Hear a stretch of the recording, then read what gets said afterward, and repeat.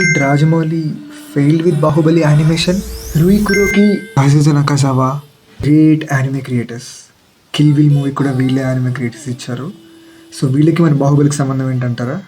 మన రాజమౌళి గారు 1 year back ట్రిపులర్ promotions కోసం జపాన్కి వెళ్ళారు. అక్కడ వీళ్ళిద్దరిని మీట్ అయ్యి ఒక చిన్న ట్వీట్ వేశారు, thoroughly enjoy the discussions, creative discussions and looking forward to work అని చెప్పి. సో అప్పట్లో మనం మేబీ బాహుబలి మాంగా అలా అనుకున్నాం. బట్ ఇప్పుడు బాహుబలి ది ఎటర్నల్ టీజర్ చూస్తుంది తెలిసింది ఏంటంటే ఆ వృషాసుర వర్సెస్ ఇంద్రుడు ఫైట్ సీన్, ఆ ట్రాన్సిషన్స్, ఆ కట్స్, ఆ బీట్ చాలా చాలా బాగుంది. అండ్ బాహుబలి వెనకాల శివుడు వచ్చే షాట్ కూడా అద్దిరిపోయింది.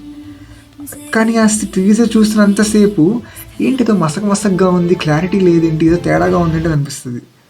అప్పుడు వెలిగింది ఏంటంటే వాళ్ళు ఆ యానిమే స్టైల్ ఇక్కడ ట్రై చేశారు. అందుకే బాహుబలి బొమ్మ వచ్చినప్పుడు కానీ ఏ క్యారెక్టర్ వచ్చినా క్యారెక్టర్ చుట్టూ ఒక అవుట్లైన్ లాగా వస్తుంది ఏదో ఒక డిఫరెంట్ కలర్తో. సో అది ఒక కొత్త యానిమేషన్ లాగా అనిపిస్తుంది. బట్ అది హాఫ్ బేక్డ్గా ఉండడం వల్ల అంత ఇంపాక్ట్ ఇవ్వలేదు. మేబీ వాళ్ళు సినిమా రిలీజ్ చేయడానికి మంచి అవుట్పుట్ ఇస్తారని భావిస్తుంది.